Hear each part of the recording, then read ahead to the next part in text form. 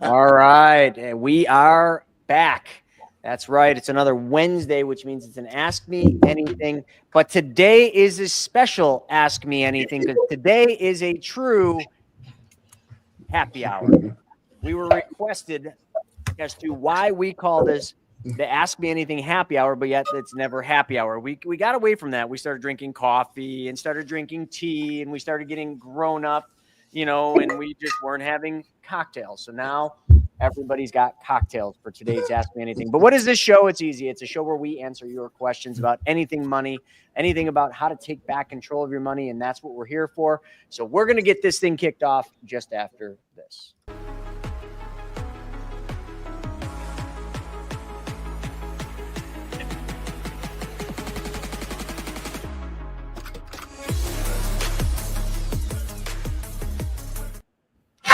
All right, coming in hot for an Ask Me Anything happy hour where we are actually streaming live on YouTube, Facebook, Instagram, and I probably missed a couple other, but nonetheless, we are all together, and I'm going to go around the block starting with Shauna. But today the topic is, what's your cocktail? And then explain who you are. Okay, well, a little bit about me is where I got this cocktail from. So Miller Lite is, if you've ever watched Gas Monkey Garage, Richard Rawlings' drink of choice was always a Miller Lite, and he had a beer assistant, and so that was like the power of TV and influence. I was like, were you his beer assistant? No. Okay. Actually, yeah, technically I was at one point a bartender, so technically yes. But I was like, oh, that looks nice, and it's pretty much the only thing I can stomach in my adult life. All alcohol doesn't sit with me besides this, so Miller Lite's good stuff. Yeah. Miller Lite, here to answer questions, here to talk about Private Money Club Money Tank at some point and all the fun things. So I will pass it over to Brian. Hey everybody, Brian Foucher up in the great cold North Idaho. I'm actually having water today because it's only 1:30 p.m. for me right now, a little early for here, and I got some stuff going on tonight that I got to make sure I'm focused on. So, and I'm also recovering from a really nasty cold from climbing under my house in sub-zero temperatures. So that was fun, but that's all been cleaned up and cleared up, so we're good to go. But yes, shout out to Shane. Shane was on the Take Back Control yesterday. And he and Tony were just, they had a lot of great comments. Were helping us answer questions. I loved it. They were sharing their experiences with infinite banking and what they've actually experienced. One of the things that they talked about was kind of cool. They were really scared to take that first step. But once they got over that and got the policy, completely changed their lives. It was an amazing story. So shout out to him for being on there and sharing that. So with that, down to Mr. Craig. Good afternoon, Craig Yenny here, and the mystery drink for me today is water. So I'm not much of a drinker, and I already warned the group that if I started drinking, I would get goofier than I usually am. So I'm going to spare you all, and I'm just going to stick with the water. But yeah, we had a great wealth webinar today, a lot of fun conversations there, looking to carry on the conversation. So get your questions in the list, and I'm going to pass the ball right over to Jason. Hey, thank you, Craig. Yeah, it's a good point, man. A goofy Craig means just more bad dad jokes, which I'm okay with. Maybe they'd be X-rated dad jokes. Not really sure. I was going to bring some positive tea, but I was afraid of Shauna, so I came with at least an NA, just the haze, because I have Taekwondo after this, so not as fun, but it's almost like drinking. So excited to answer your questions and just keep this thing rolling every week. So over to my buddy Gabe. I haven't seen you in a while. So, hi everyone. Yes, I've been busy with the new house we bought. We bought a farm. It's a 1920s. It was built in 1920, and we found it was not cared for very well. So we've been pretty busy. So I've been trying to stay around the campfire as much as possible. I'm also drinking water because I have to teach children jiu-jitsu soon, and I don't think that's a good excuse. No excuses. Be happy, but I will drink after. There's nothing like a cold beer. I like drinking Pacifico after training. So tonight, we'll definitely be having a beer. I'll pass over to Joe. Well, you don't have to tell me twice. I'll bring my beer you tell me to bring. It's not like our Buffalo Trace, Chris, but no. It's good for now. So it'll really had to twist your arm, huh, Joe? I was just going to say, Justin's all over the Buffalo Trace, Joe. Justin was the one who tested this too, so shout out Justin. I kind of got him into it, and I don't know. I think he's on his third bottle already. So Today? no. Okay. Goes today, you know. Just this Tell me week. you have a problem without telling me you have a problem. So we're here to answer everybody's questions and have a great time. Get him in. Get him in. Snaggy will be on in a few, and honestly, I want to start with this question from Shane: "Is how's the cow cuddling project coming, Gabe?" So let's start there. We couldn't buy the cow because it like the mom is not meant to be a pet, so you had to have some experience. But we're on the wait list for another set of cows or together, but that might end up being a little bit lower on the priority. It's been super expensive, and just we brought in some contractors to give us estimates on the project, and we ended up doing it just by piecework. My dad, or I work with family business. We have a painting company, and we have a lot of connections, but it's just been taking a lot of our time to do it. We've been saving a lot of money, but for sure we'll get them going. It's just working on getting us moved into the house first. Yeah. And where is your farm? Because I feel like that could be an experience, is cow cuddling at some point. We might get some people there. You never know. Cow cuddling, jujitsu, and we're looking at some glamping tents. So we have a lot of ideas for having the land produce, but one step at a time. Yeah, but it's in Frederick. It's in Maryland. It's about an hour west of Baltimore and DC. Dang, we could drive there maybe. All right. Let's see. Shane's got another question. So he's saying, been learning the definitions lately and wanted to confirm most of the policies your team sets up are using the dividends towards PUAs to boost the death benefit over time. Am I saying this correctly? Well, you were going good until you said PUAs are just used to boost the death benefit. So this is always I remember when I was learning this. So a paid up addition, basically, there's two ways to look at this. You're taking money and you're putting it into the insurance company's general account. But the best way to look at it is any deposits into PUAs. When you take a dividend and you have it reinvest back into PUAs, which is standard. That's just what we do because that's what builds the policies. What that PUA is doing is it's essentially, think of it this way. This isn't really what it's doing, but I just want you to think of this. You got your main whole life. Think of a square. This is the big box is your main whole life. The dividend pays out and it buys PUAs. Think of those PUAs as tiny little whole life policies with cash value and dividends. So every PUA you're buying, you're increasing dividend or you're increasing death benefit a little bit and increasing cash value. So it's doing both. And that's just a component because it has to. So the PUAs have to increase dividend, or I keep saying dividends. It's the dividend kind of day. Have to increase death benefit because if you increase cash value, death benefit must go up. So the death benefit's always rising. It's not dollar for dollar, but rising as cash value goes up. You can never have cash value exceed death benefit, or that would be an endowment. Yeah, and Shane, I mean, that's an awesome explanation. One thing, Shane, if you go out to the end of any of your contracts, in the last year, you're going to see that your cash value equals your death benefit. It's the only time that happens in a contract.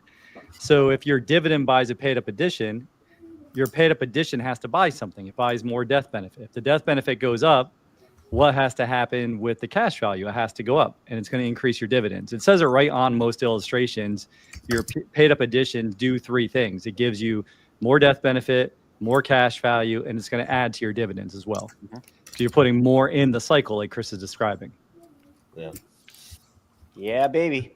90-10 dividends.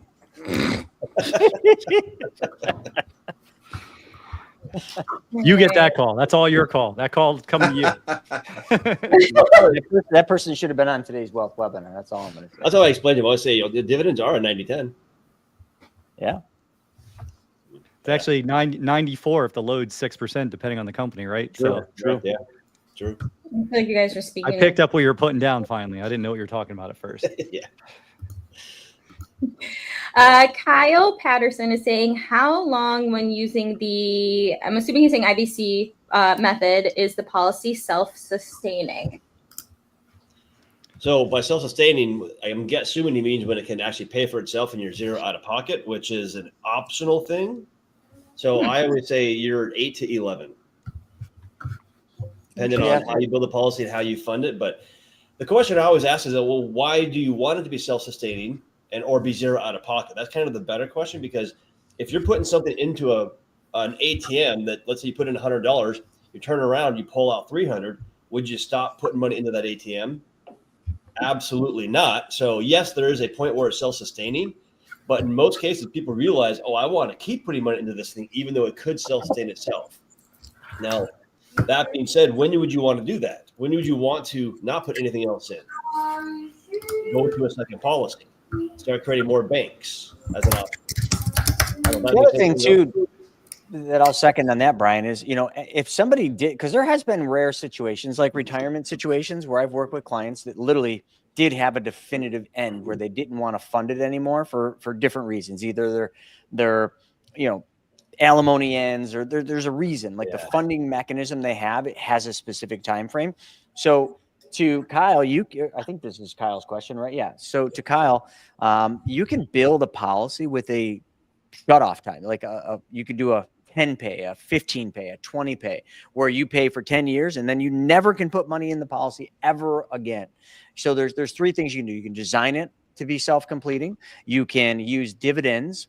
Okay, instead of putting them into PUAs, which is perfect because we were just talking about that. You could use dividends to pay your premium deposit, or you could do what's called an RPU, which is where you take the policy after the 10th year and you go to the home office and you tell them, hey, I want to RPU this, reduce pay up this. They'll reduce the death benefit and fully pay the policy up so you can be done. But I kind of wish I would have answered that first, because then I would revert back over to what Brian said and say, why would you ever want to do that? If you put $100 in and you take 200 back, or 100 in and take 300 back, you'd never want to stop putting money in. And every policy we design, that's how they all work. It's just mathematics.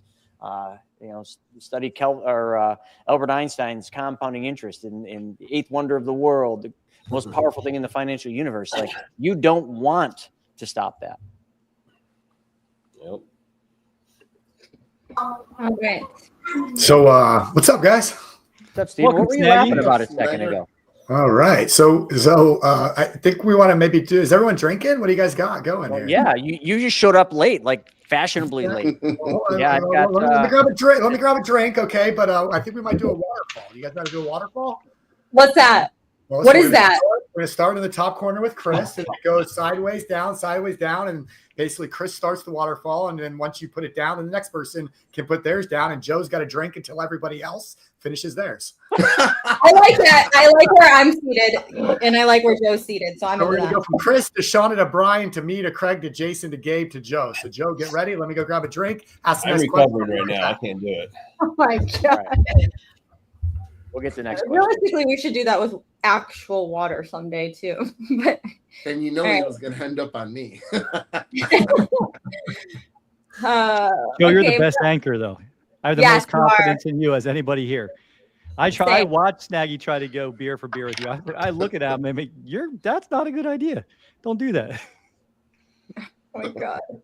4:48 over here on the East Coast. Okay. Brian Richardson is saying, do you have any banks to recommend for running loans and payments through that charge minimal transaction fees?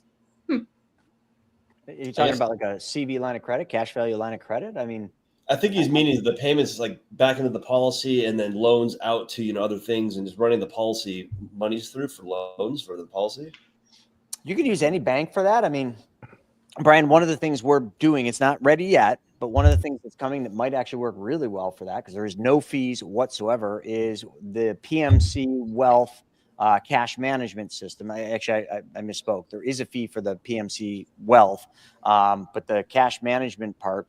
So you could run your money through the bank account. Now, how we do it is different than like a Bank of America account. We aggregate about 1,000 banks, and we find the highest paying interest rates in all of these banks. And we basically every month make sure that you're getting the best yield. Right now it's 4%. So you could put the money into the account while it's in the bank account. It's making 4%. When it leaves the bank account for the banking, it's not making anything. So that's how a traditional bank works. So we could facilitate that. And the bank itself has no fees. But the PMC Wealth retainer option does have a cost. So I guess I'm not really solving your problem. I'm being selfish and just seeding something that's coming. But at the end of the day, one thing that's nice about that is the 4% or whatever the interest rate is you're getting from PMC Wealth might offset, the cost of the program, depending on how much money you're running through it. Outside of that, I don't know any banks that charge fees for just doing transactions in and out of a checking account. Yeah, I don't have any transaction fees on my bank account. Chase Bank, they don't charge any fees. Well, they fee you to death for everything, but they don't charge any fees for running money through them. Yeah, I don't know. All right, we ready? Ready. Yeah, we got one. Tess said, Joe, what did you do to Steven? He's after you, declare a reverse. Steve, I mean, if you guys really want to have fun, we can move Shauna down to the bottom. No. Push me back. Just because I was late, how about I anchor it? All right, is that fair? All right, so we got Chris, Shauna, Brian, Joe, Craig, Jason, Gabe, me. All right, and everybody goes at the same time. Cold Yingling from the oldest brewery in America, and it is koozied by a beautiful custom money tank, PMC money tank koozie. So Pottsville, Pennsylvania. That's going to be the brewery. anchor. All right, Chris, start us off. All right. 5, 4, 3, 2, 1. Chug, everybody.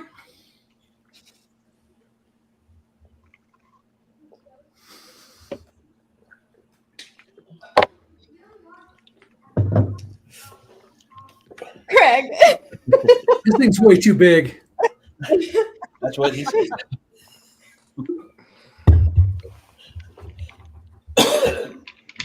I'm out. Finish it. All right. Are you supposed to finish it, or just It's not about finishing it. It's just going until the guy before you okay, start. that's what I thought. I know, but that was a long time. You should have That was been a done by good then. first. That was a good first. Some of you guys thought, I think you missed the assignment. You're trying to chug the whole thing, but I've that's never all done that before. That's funny. It's like All right, how about 24 the first ounces try? right here. Next question. I'm ready to answer now. What do we got? This is all ready to go. Here we go. Steven, Kyle's asking how long before a policy. Wait, You I already did did this one. he actually asked that twice. Okay. You had a beard.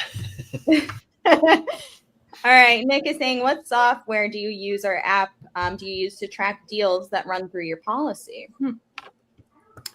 Stay tuned.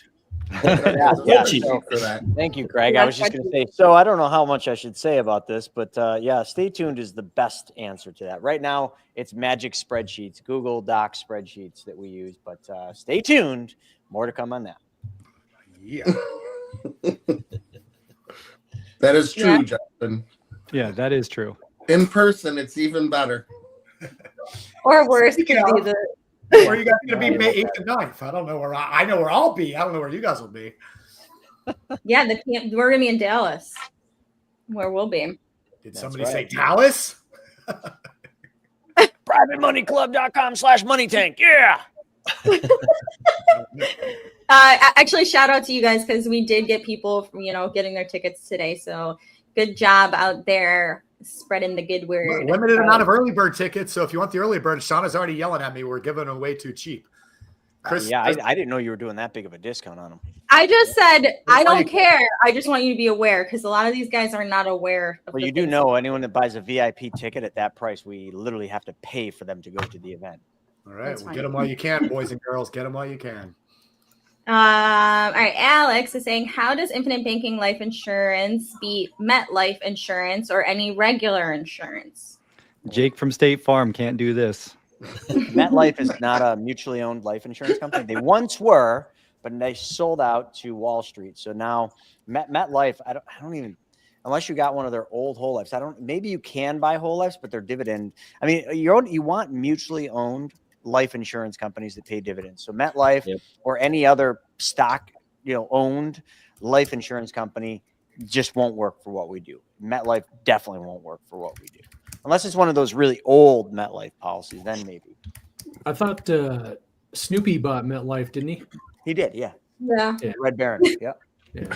He doesn't live in that little white doghouse anymore. He lives in that giant building says MetLife at the top. But I love Alex Snoopy. should watch our wealth webinar when it gets posted on Saturday, because we talked about what an infinite banking policy looks like in comparison to a regular insurance policy. Yes, that wealth webinar was very timely. And I ran some of those numbers just for fun the other day, just because I was curious. Like someone was asking for a certain amount of death benefit, so I kept putting more and more to the base. And finally, to show him the difference, I put the whole amount towards the base to get him to his number, and then showed him what year would have cash value and just kind of walk through it. And it was like by year 3, and most of the illustrations I was running, it did have cash value. But so you're giving up that first couple of years. So. Yeah, you're giving up a lot though on a traditional. The one we showed today was, I think we're putting in 10,500, and by year 3 it had 400. You put in over 30,000, it had $345 of cash value. Woo. Woohoo! Buy a 6, maybe a 12 pack of the stuff Steven drinks. I'll get you a carton of eggs in 3 years. I am writing out the new AMA drinking game too. So every time the word cash value said, you take a drink. Every time the word IBC is said, you take a drink. So get ready, boys. This is like trying to drink every time someone says Forrest and Forrest Gump. Don't try that. That happens a lot. Whoa, never heard of that. Jenny's like, run, Forrest, run. Like, be quiet, Jenny. Cash value. Okay, but Craig, you brought this up on today's webinar though too, is that if somebody does have a regular off-the-shelf whole life and they have been sitting on that for 20 years, that it might be good for infinite banking at this point. So also, if you're listening and you do have old whole life, do you want to speak to that? I have one. It is crap. Oh, okay. We're 50 years down the road with the stock company. Yeah, it's big garbage. I'm actually getting rid of it here soon, but yeah, mine was not built very well at all. Before you make that decision of getting rid of it, Brian knows what he's doing. He knows that his is going to need to be replaced. But if you have an old whole life policy sitting there, you haven't been doing anything with it, schedule a call. We can go through that, because it may be at an efficient point where it could be used. But if it's a traditional whole life policy and you just started it, it's probably not going to do much for you. Yep. Okay. And then Alex has another question saying, does borrowing the dividend from your infinite bank is borrowing your dividend from your infinite banking tax-free? As long as your policy is not a MEC, it is tax-free, because the dividends are considered a return of unused premiums. Dave Ramsey would say, oh, those life insurance companies overcharge you so much. All they do is give you some of your money back, and that's why it's tax-free. It's like, great. Like, why don't we do that with all dividends? Because like that's the same as a profit. How come if I buy GM stock, when they pay the dividend, it's just the overcharging of to the customers for the cars, and they just return some of that amount that they overcharged for the car that I bought? Oh, Can I have my dividend tax free? Because it's the same freaking thing. Yeah. All right. Jared is back for like the 3rd or 4th week. So we're super excited to have you back. So Jared is saying, so one of you personally designs our policy from a certain mutually owned life insurance company so that so that the business is with you? Yes. Yeah. Exactly. Yeah. And first off, I'm super happy you shower. Don't want to smell. Second, yes, absolutely. So that's exactly what we do. We design the policy specifically for you with the best insurance carrier that fits whatever that policy might look like, and then we service it for the rest of your life as long as you want to stay with us. We're there to help you and make sure it's taken care of. So that's exactly right, Jerry. And we work with different carriers because of a few things, right? Because we have clients all over the U.S. because different carriers kind of operate a little bit different in different states. Is that correct? Yep. Part of it, age, income, all different kind of things. Like it's like we're not beholden to one company is the way I like to say it. Like we can't, if you're a Northwest Mutual agent, like we had someone just join us, I think, from Northwest Mutual that wanted to do IBC, but they are only able to sell Northwest Mutual things. Captive. They're captive agents versus like all of us are writing with the companies that we all work with because they solve different problems for different people. Yeah, you're not non-captive. I love it. And Jared's daughter's name is April. April Showers. April Showers. Yes. So cool. And Devotions by Lisa Hamilton said, used to follow Dave until I found you and Christy. Love that. Christy and Christy. Yeah, we made fun of Dave Ramsey today on your Wealth Webinar show, Chris. Yeah, we just did a short on Dave Ramsey. So there's a clip, you can find them all. Like Dave Ramsey's got a bunch of stuff on Instagram. There's a clip where he's literally yelling at someone, straight up yelling at someone. And you guys will have to watch it on Instagram. It's pretty funny, but he's a maniac. Does he have a clip that He's a says shamer. his whole life? No, he was talking. Where's he was that like, clip? buy term and put your money in a 12% mutual fund. I'm like, Dave, where do you find one of those 12% mutual funds you're always talking about? Because they don't exist, dude. He talks about this magic 12% mutual fund that only Dave Ramsey knows about. Because if any of you know about the 12% Dave Ramsey mutual fund, you better stop holding out on me. Like, let me know, where is this magic 12% mutual fund Dave Ramsey's always talking about that pays me 12% every year, never misses a beat? That's all I want to know. Every number he runs, all those stupid numbers are based on 12% compounding year over year. In other words, he's got a mutual fund that never makes less or more than 12%. Do you know how much money I could make if I had that mutual fund, Shauna? Well, do you think enough doesn't exist? And we are going to hold him at baseball bat point, and we are going to get the info of what this magic mutual fund is. Hilarious. Alex says it looks like Friday over there, which it does. Liam said BYOB, bring your own beer. All right. So Jared is saying, what's the difference between whole life and IU life performance outcome? I guess depending on what's set up. Is that the only thing that matters? And Chris, also, rub your earlobes. Chris, rub your earlobes and say Earmuffs, woosah. earmuffs, Chris, Woosah. earmuffs. hold on, but like we're really talking to people who don't know, so like we don't need to go directly into bashing. Like just do like let's go right into. Where's the reality. link to the video that All right, explains so- it? Oh, there's only 7 or 8 of them on my YouTube to explain this, but that's okay. So when a whole life, the reason it's the only life insurance policy that works for the infinite banking concept is, number one, it's based and rooted in guarantees. So you can write that down. It's got guarantees, guaranteed death benefit, guaranteed cost of insurance, never to go up, and guaranteed interest rate on your money.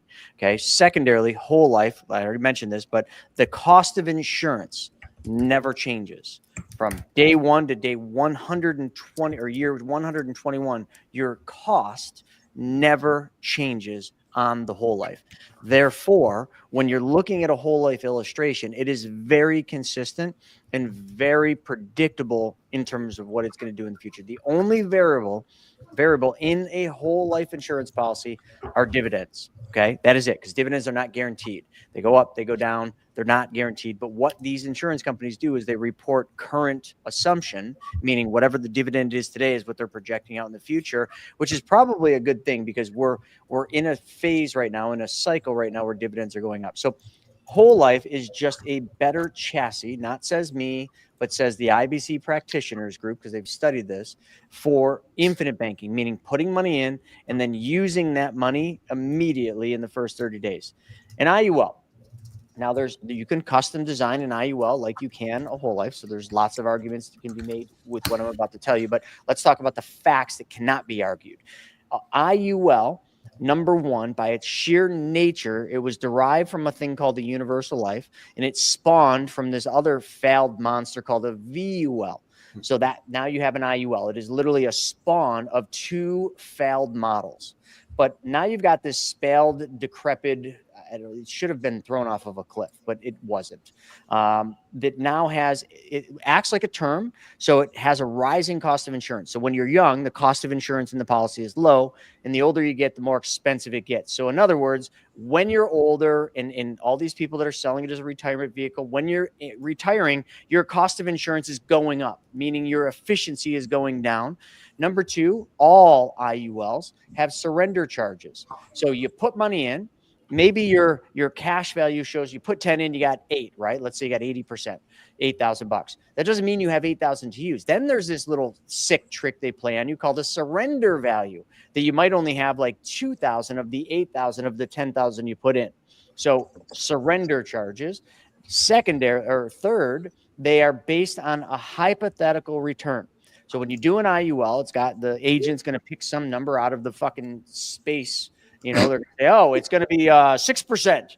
Well, where'd you come up with 6%? Well, this made up thing that we contracted back in the dungeons of our offices, all these Harvard people that are CFAs put together this magic indexed portfolio. And what we think is over 20 years is going to average. Anyway, you could just use the S&P over X amount of time. It's averaged 7%. So what they do is they give you an illustration showing a return of 7%. Remember, I just mentioned Dave Ramsey's magic 12% mutual fund. Well, all IULs have a magic indexing thing where it's supposed to pay you the same return every single year till the day you die, because that's what your illustration shows.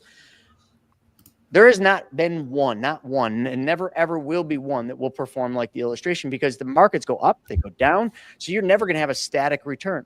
If they show you 7 and then the first year you do 10, great, you did better than you were supposed to. The next year, the markets go down and you do 0, you're not going to recover from that. The next year it makes 3. The next year it makes 8. You're all over the place. But they're saying just because the index that they're showing you has an average of 7%, that's what you're going to get every year. You're not. So if you use an IUL for infinite banking, you are literally screwing yourself, and you're never going to get the returns that they're showing. So it is literally building something on complete hypothetical numbers that probably will never materialize. But they'll tell you that, oh, it will. It'll do better. Oh, we could show it.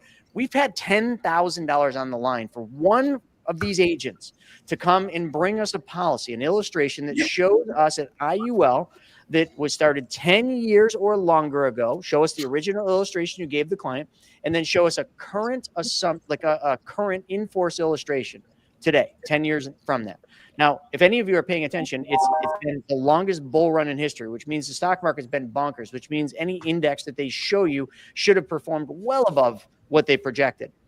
Has any one agent ever brought us that illustration and proved that for $10,000? No. So why? Because you can't get a static return out of the markets. It's not going to happen.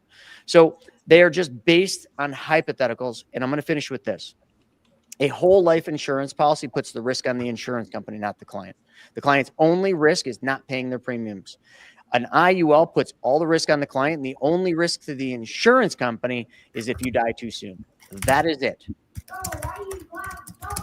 That's all? There's 7 or 8 videos that say the same and show you the numbers.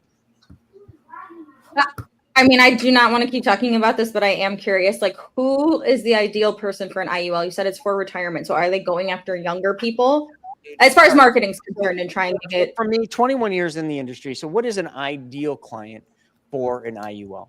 An ideal client for an IUL would be somebody that needs lots of death benefit, okay? And they want to premium finance that policy. They want to go to a bank, get financing to pay for the premiums over an extended period of time on the policy so that they get the death benefit. And let's just say it's for estate planning. An IUL is going to be better for that because of that hypothetical nature. They might get better returns, and they can run all these hypotheticals. So the bank will give you more financing because you can, because I don't know, banks obviously aren't doing their due diligence, but because you can show a better return and a higher death benefit for a lower cost in the early years. So for premium financing, IUL is not a terrible use case. I think a lot of them will fail, but that's just my opinion. And I suppose for really long-term needs, like you want to just put money into a policy, let it sit there for 20 years, and then maybe use it for, a supplemental retirement, like a tax-free retirement vehicle, an IUL might work for that. But outside of that, I can't see what a use case is for that piece of shit product. Do banks use life insurance? Yes. Do banks use universal life insurance? No, not at all. They sell it, though. There's not a single bank out there that's buying IULs for their BOLI. None of them. They're not using IULs for BOLI. They're using a whole life policy for BOLI. That's a fact. Why, if these IULs are so good, why aren't the banks piling money into them like they are whole life? You can figure that Because it's tier 1 money and it has to be out. It stable. has to be guaranteed, and they It can't has take to be guaranteed. Yeah. Well, but the agents are going to tell you, oh, this policy is guaranteed. You can never lose money in this policy. That is a freaking lie. Yeah, You can never lose money on the return on the index that you're in, because if it goes negative, you got a floor of 0 or 1. But then layer in the service fees, layer in the cost of insurance, layer in the fees of the policy. You're negative. You're negative. You can lose money. Yep. Alex just dropped it. I'm just skipping to Alex real quick because he just said, I have Security Mutual Life Insurance of New York that I opened over 10 years ago. Can I use that for infinite banking? Absolutely. Great freaking company. Unbelievably good company. And probably one of the best servicing teams I've ever seen from an insurance company. Yeah, I mean, even if it's older, what is the bucket where all the money grows that you can take a loan from? The general fund. General fund. No, inside the policy, the column where the money grows. Cash value. What is it? You wanted me to say cash value, so you Oh, drink cash value. You guys but seriously, Who invited him? I thought he was just having a moment. I was confused. I didn't know he was actually trying to get there.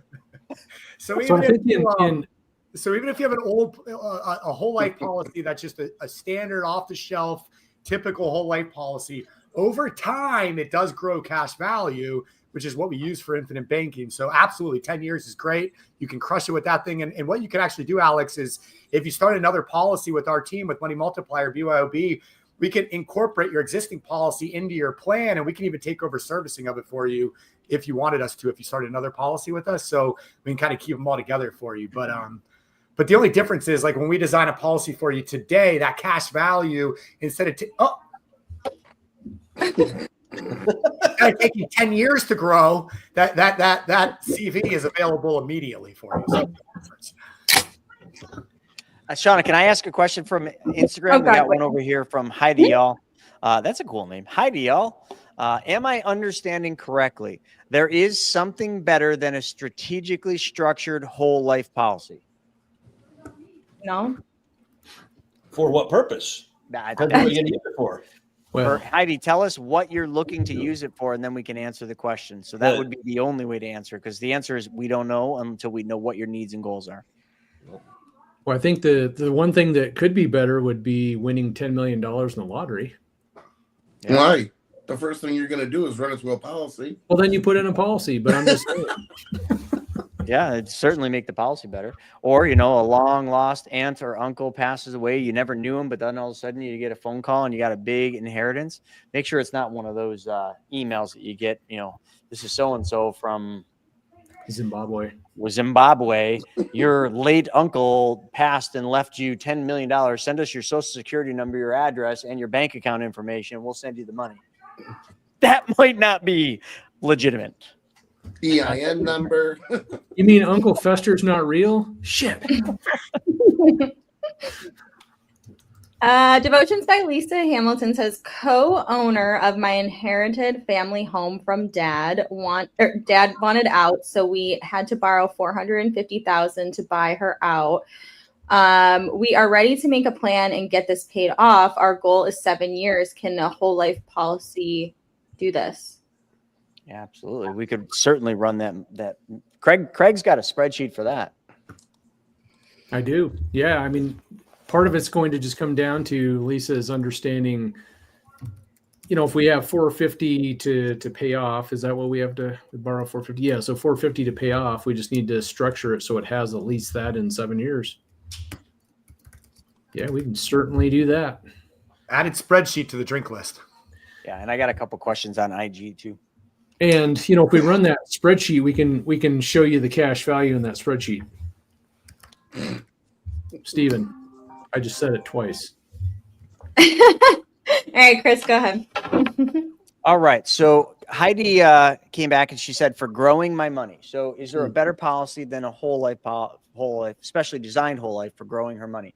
I'm going to take a stab at this. So Heidi, if you want to grow your money in a guaranteed vehicle that has the guarantees, then the whole life is probably the best one. But I would preface that it would be best if you needed the life insurance coverage as well.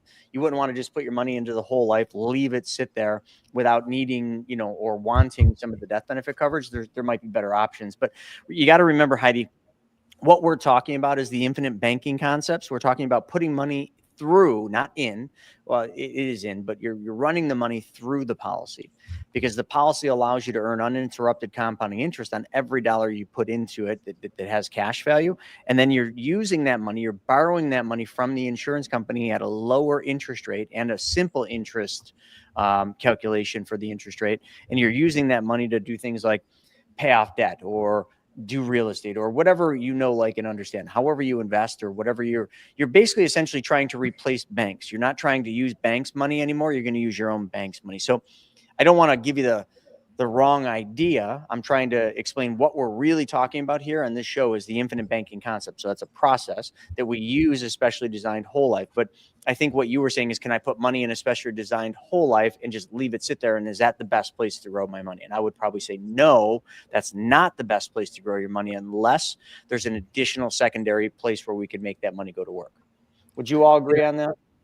I agree. And I think the mindset is, she's thinking of the or, like, do I do this or do I do this? Mm-hmm. And if we think of Joe's favorite word, it's can we do this and this? So you can take that money and run it through the policy and go do your investment that like and understand. Exactly. Good question. Great question, Heidi. Yeah. There's a little ticker at the bottom of the screen, but if you ever want to get on a call with someone from our team, it's pretty simple. You can go to mentors.beyourownbanker.com. And is it a 45-minute call, guys? Or is it an hour? 45. Okay. Depends who you get, Joe.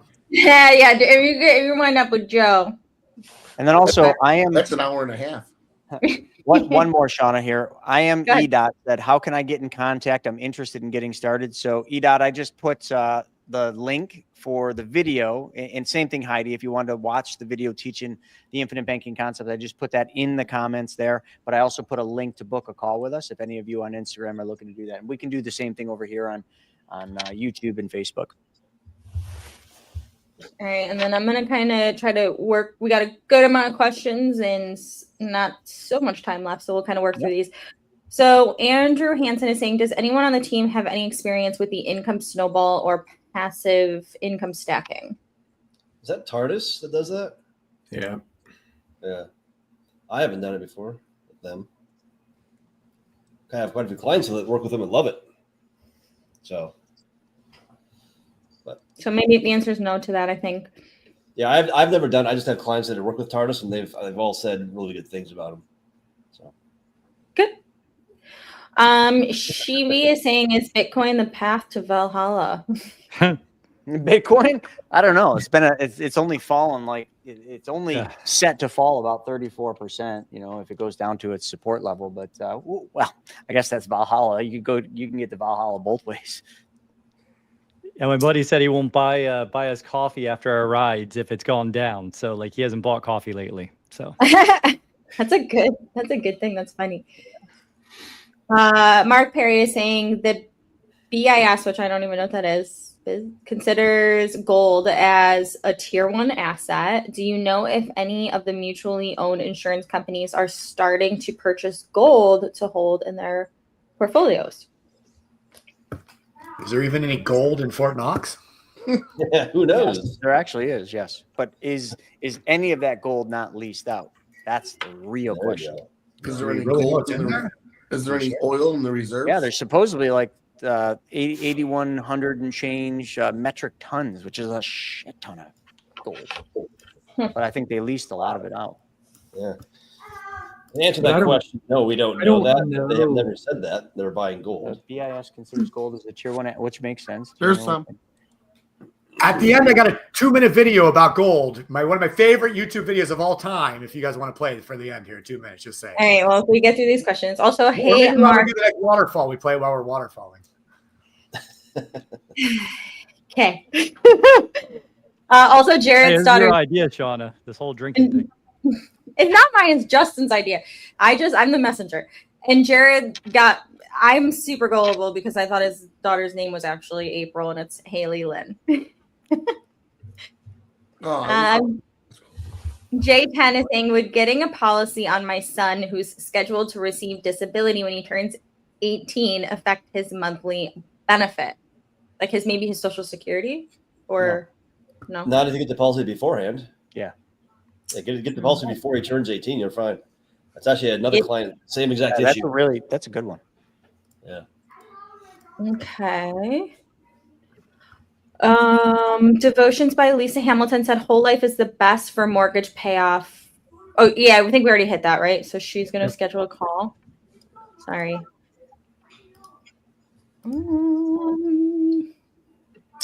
Jared saying, what if I don't need or want to take a loan from myself? It still grows interest or dividends? It grows if it's in there or not in there. Or he's saying he's hearing to take out loans to invest, which is yes. You can have it for a glorified savings account. It still grows. It's still compounding. It's still, your money's still working in multiple places. You're just building an opportunity fund. Like you got to store your money somewhere. Is that what he's saying? Yeah, I think so. Because I had a client who went to infinite banking to do this a long time ago. They ended up not doing it about 5 years ago because they didn't have a purpose for the loan.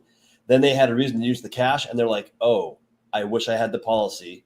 Now I only can use cash." And now they got it all of a sudden. It was not, you have to have a reason today.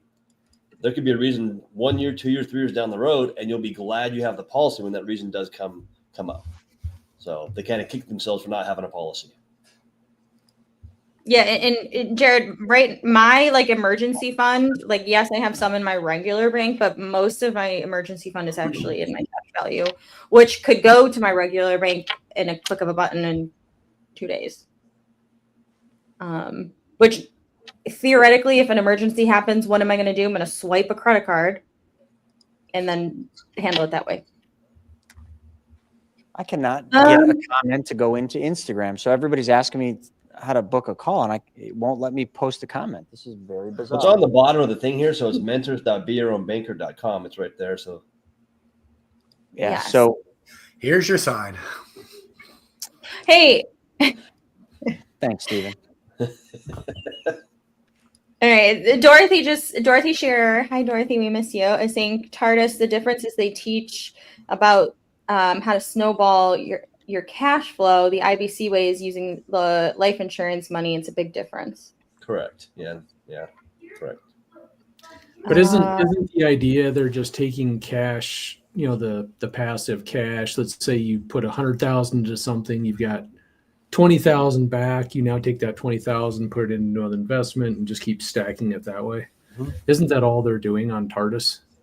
Essentially, yes. Yeah, essentially, as that's how it was kind of explained to me. So, I mean, I think you could still use a policy in that structure, but I don't understand all their mechanisms of what they're doing. Yeah. The way they do it is they have a plan to so one of my clients actually is doing it right now. They're 18 months. They'll have enough passive I think it's 150% of their current income.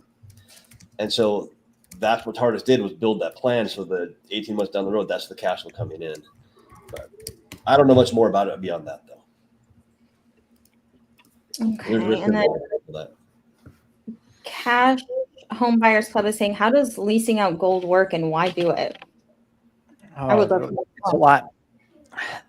It's complicated, and I'm not going to do a great job of explaining it, but I think let's say a bank in Europe needs to show assets, or they need to show something for their reporting or that. So they can lease gold from somebody like the US to make their quota, if you will. I'm totally saying this wrong. I just read all about it last week. There's a whole long way that they do this, but let's put a pin in that, and then I'll actually hit that heavy on one of our webinars. So if you're usually on this one, Home Buyers Club, then I'll make sure I have an answer for you next week. I'll actually read to you how that's done. But essentially, they can lease it out for a period of time so that somebody else can say, hey, we've got X amount of gold, because a lot of banks or governments need gold to support something. I'm totally butchering it, but that's essentially what they're doing. They're just leasing it and then they're getting it back. But how much of the gold is leased and how long is it leased for is the question. Okay, and the Knights of Israel, who's always with us, so thanks for being here, is saying, is there a way to take out some of the cash value without taking a loan? Yeah, absolutely. You can always take a partial surrender. Or you can, if you don't want to do it through the policy, do it through a bank, and they have the cash value as a collateral. That's what I do. I use CV lines of credit because it just got too complicated with all the policies I have to take a loan from all these different companies, all these different insurance companies. So what I did was I found a bank that's called Boosie Bank. I'm very happy with them. And I did a CV line of credit, which aggregates all my policies into, basically I collateralize the loan from the bank with my policies in a collateral assignment. And the bank gives me, I get 95% of the cash value in the policies. And then once a year, I just send statements in and they increase my line. So it's like getting a line of credit on your house, but you're getting a line of credit on your policies. You HELOC'd your policies. I got to just start saying that. I HELOC'd my policies. Yeah. The rate's a little higher right now. I think the rate, it just came down. I think it's like 6.8% now. It was over 7%, but they're coming down with rates coming down. Fern, hello, Fern, who's at our Experience Mastermind, and she's going to be at Money Tank. She just bought her ticket today. So Fern is saying, if I'm worried about being able to pay my annual premium, I heard that it can be reduced. And how does that work? And how does it affect my policy and cash value if the annual premium is reduced? A great question. We've been talking a lot about this because a lot of people, Fern, are in this situation right now. I mean, with the economy weakening, lots of changes going on, a lot of people are just feeling the pinch. So that's why our policies are built the way they are, to give you that flexibility. It's very easy. We can reduce. So we can look at your policy, and it's very simple. Stephen can put it in the comments. You'd want to get a hold of Larry at themoneymultiplier.com. He's the I team. And what they can do is walk you through the different options, because you have lots of options. But the simplest is just to reduce the amount of paid up additions you put in that calendar year. And then the bare minimum that you need to put into PUAs, just so you know, is $10 a month or $120 a year. Otherwise, you'll lose the option to kind of make that money up in your policy later. So lots of options for it. So if you're worried about it, don't be worried anymore. Just get on the phone with somebody in the I team, and they can kind of walk you through the different ways you can reduce your premium. You can change your mode of payment too. Mm-hmm. And Fern, you can change your mode of payment too. So like say you start out annually, you can change it to monthly. You can go down to the base plus $10, like Chris was just saying. And then you can go back up. That's the second part of your question right there. Yeah. So technically they can go up. And is reducing the premium a good idea when funds are tight? If it makes sense for your cash flow, yes. Yeah, I was going to say, if it keeps your policy in force and gives you the ability, you keep the paid up additions attached, then yes. And then I had an instance where my premium was due and an annual premium while something large was happening at the same time. And I remember kind of feeling very scared initially, and then realizing I could do both by paying my premium and then solving my problem immediately after. So I actually didn't have to do that. But I did, as just like human reaction, I was just like, and thinking they were these two major big things, but I could really tackle one and then the other. So also if you don't have the funds, that's one thing. But if you do have the funds, use the concept. It's not a bill. It's a run through. Yeah. But even I work here, and that's how it felt like a bill for a second. So just, it's normal to think that. I was going to say it does for a while. I agree. It does feel like. Yeah. J10 is saying, can I convert my son's current whole life policy with Progressive into a policy to use for IBC? No. Sorry. Yeah, you can't convert. You could do a 1035 exchange. We'd really have to look at an in-force illustration to see if that would make sense. That'd be one you'd book a call for. But yeah, I find it hard to believe you have a whole life with Progressive. It must be really old. It kind of goes with Monica's question too, is saying, I purchased a policy before I heard of your team, and then probably like, can I do something with that as far as us? Yeah, I mean, again, we put the book a call link down there. Definitely, those are things where we want to do a call and want to see, like, what do you currently have, how's it built, and then decide whether or not it makes sense to replace that with something like what we do. We're not just one of those shops like these IUL folks that will replace anything just to make the commission. We're 9 times out of 10, if you've got an old whole life, we're going to tell you to keep the whole life. We will not replace an old whole life. It's an asset. Yeah, it's an asset, and it's only going to continue to grow.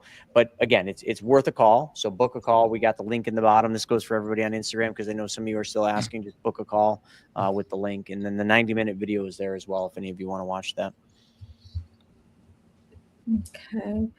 And then Jared is saying, so what's the charge for doing a policy? And also, Jared's only heard about this for 3 months, so he's been diving into this for 3 months. To beat him up on the IULs. No. He loves it. He loves us. And we are feisty sometimes on this call, so thank you. Feisty. It does make sense. So it's a great question. We get asked it all the time. So. We don't charge anything for doing a policy. So when you set up a policy, there's essentially 3 charges, okay? 3 fees, if you will. Number 1 is a policy service fee. So every policy has a policy service fee, which is usually $50 to $100 per year, depending on the company. Secondarily, there's going to be a commission that is paid out to the agent that does your policy. The way we design the policies, our commissions are reduced 60 to 90%. Yeah, if you were on the Wealth webinar or seen any of the videos, it's all about the design. All right, so we're reducing our commission so that you have more cash value. That's a roundabout way of saying it. We're designing it to reduce our commission. And the third cost is the cost of insurance. So there's a death benefit on every one of these policies, and there's a cost for that death benefit, but we're building the policy with the lowest death benefit for the highest amount of cash value. So we're reducing that too. So those are your 3 costs for doing a policy, but you don't pay us anything because we get paid a commission from the insurance company. Nickels and pennies. Very legit question, Jared. Very. You'll hear us answer it every other week, probably. Every other week.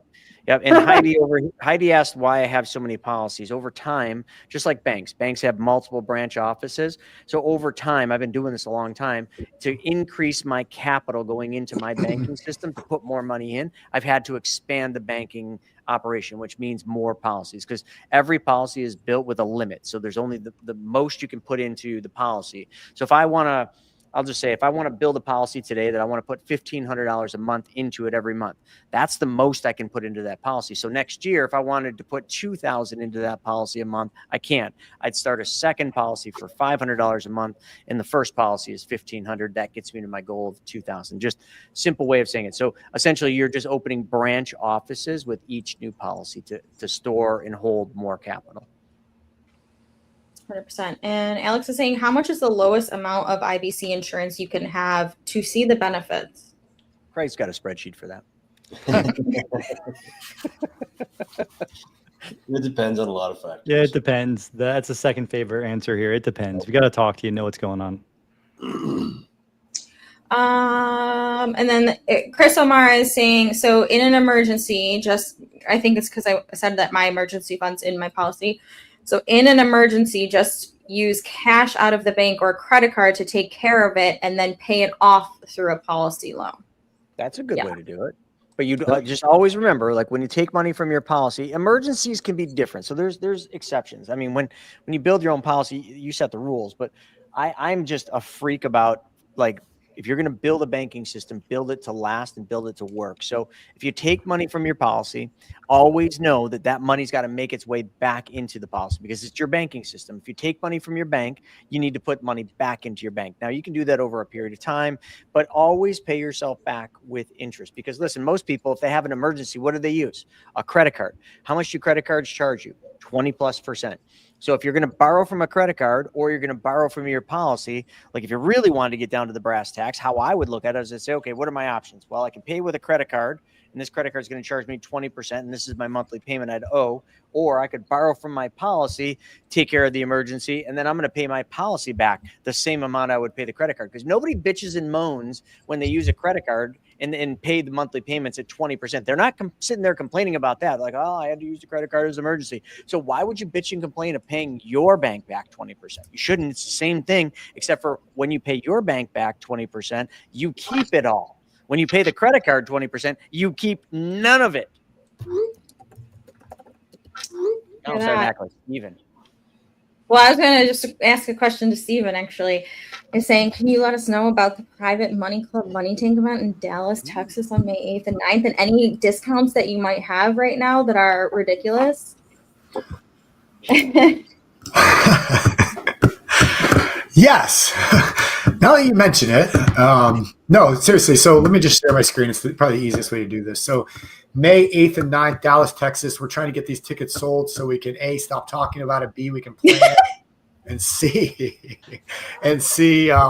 we just know how valuable it really is, because everybody that attends Money Tank rants and raves afterwards. It's one of the best events they've ever been to because of the relationships that they form there. So who Money Tank is for? So this is for anybody that is looking to get into the active real estate world. So getting into flipping properties, developing properties, anything in the real estate investment side, or if you're already in the business and you're looking for more money to do more deals, Private Money Club's the place to be. And on the flip side of that, if you have policies, you have retirement accounts, you have money sitting around, you're doing what Warren Buffett's doing and you're cashing out of stocks and the money's just sitting there. Well, Private Money Club provides as many opportunities and relationships and deals that you could ever need to get that money moving and making more money. So basically just taking that money and doing it into a private money loan on a real estate backed property, just like banks do. We talk about being the bank all the time and what being the bank means for infinite banking, but being the bank also, what else do banks do? Well, banks lend money. They bring money in, they lend money. That's what we do with these policies. We bring money into our banking system, then we lend it out through private money lending, which is what Private Money Club is all about. So Money Tank is a place to meet individuals, to find new deals, to find more money, to find more opportunities, and to grow financially, whatever that looks like for you. And we have the coaches, we have the experts, we have the plan, we have the system, we have the platform, and we have the community to make that happen for you. So we're bringing all that together in Dallas, Texas, May 8th and 9th. It's going to be all day, every day. You guys know how we do events. We start early, we go all night long. It's exhausting, but it's powerful. It's life-changing stuff. So if you're looking to join us, buy a ticket now. Tickets are as cheap as they're going to be. They're going to go up in price as time goes on. So right now, we're basically giving tickets away at our cost with the discount. So if you go over to privatemoneyclub.com privatemoneyclub.com/money tank, it'll take you to this page right here. And then you can kind of scroll down, check it out a little bit, listen to Chris talk. Let's see what this says. Does it work? Well, the biggest thing I hope that people get is something that they can actually apply in their lives. That's the biggest thing for any of these events that we want. Hey! We want people to leave here not just riled up, not just excited. All right. Anyways, you guys go check that out. So the event's in 70 days. Ticket prices are going up soon. Early bird discount's going to go away probably in about a week. General admission gets you in the door. Lunch provided both days. Of course, you'll be there with us at the hotel. I recommend staying there. It's at the Crown Plaza, Dallas Market Center. This is where the event's going to be. It's where our whole entire team is staying. So recommend you stay in there too. When you buy a ticket, we send you a room block for a heavily discounted room. So that's a big advantage as well.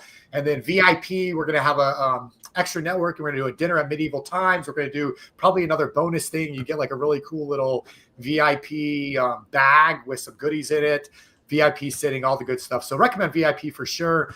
But get your tickets one way or the other, and looking forward to seeing everybody there. What do you guys think? Good job, Steven. Love it. I actually wanted to give you guys some feedback too. So on Friday, I talked to this, I don't know if you remember at the last Money Tank, there was this gentleman, Alex, and he was an anomaly to me because he saw an ad and came a week later to the event. So like most of the people who come to Money Tank know, like, and trust us to some extent, and then they come to our event. I was like beyond like thrilled to hear that somebody saw an ad and just came, because that's the overall goal, is that we would love that. And so I talked to him on Friday, and he's been in commercial real estate for a super long time. And for him, the one thing he said was, when he's asking somebody for private money, which also at the same time, this does sound like a scammer's dream, so I don't love saying this, but he was like, when I'm trying to get money from somebody, I usually have to meet with them like 5 times through coffee, through Zoom, through calls or whatever, before I get like a yes that they want to lend to me. He goes, because at Private Money Club and here with Chris is and Steven and the whole Private Money Club team is we do such a good job of teaching the concept, teaching why you should put your money to work, that he was able to meet with somebody and really only have one conversation before they wanted to lend money to him, which is the solution we're trying to provide to people. Again, that does sound like a scammer's dream. So you also have to do your due diligence, because you don't just want to meet somebody once and give them your money. But that was just some feedback that I got on Friday, which I thought was really nice. I mean, he was like, I never really have one conversation with somebody and they want to lend to me. Money not in motion does not make money. Let's go rapid fire. I'm just going to hit the 2 on Instagram real quick, and then we can rifle through. So Heidi, you will get there. And then I am EDOT. When we call, what information should we have ready? Brian, you or anyone else want to tell EDOT what they should have ready for a call? Yeah, I mean, obviously have your, your reason why you want infinite banking, understand, what you're going to be using it for so that we can help you with that. If you're looking to pay off debts, have your debts ready. And then one thing is have your questions ready. If you have some specific questions, make sure you have those ready for us. But that's kind of the main things we cover at the beginning. Jason, how about you? What kind of things you want them to have? All those things. Where are they going? What's the big goal? What's the first thing they want to take care of, whether it's debt, whether it's saving up for a major purchase, just really knowing what they want to use it for. Knowing, like you said, all their debts and knowing how much is leaving per month so we can see if there's any financial leakage, and also knowing what they're saving. Like if I hear someone coming with a lot of debt, I'm usually asking them how much they're saving so I know where to kind of direct them first.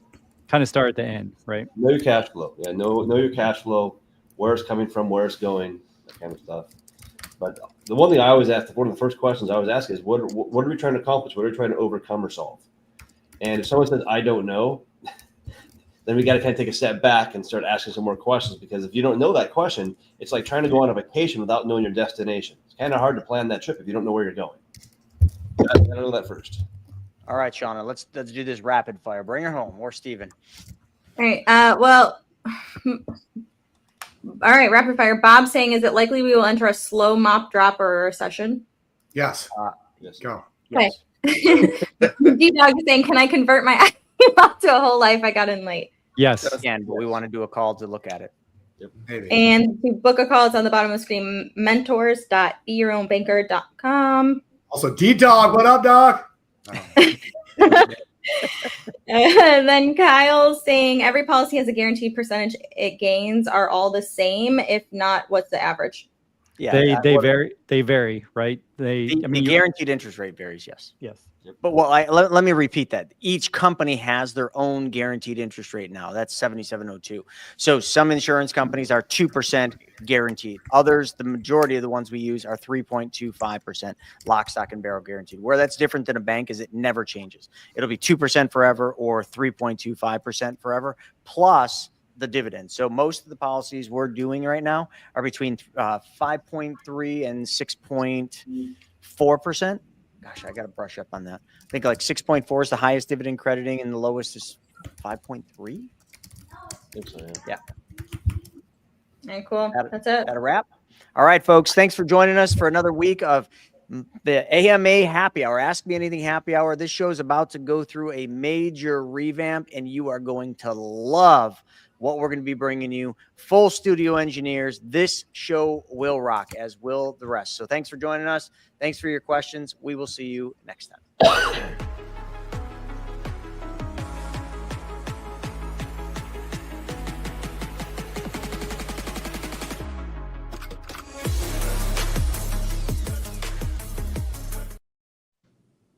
Great job, all. Well, that was a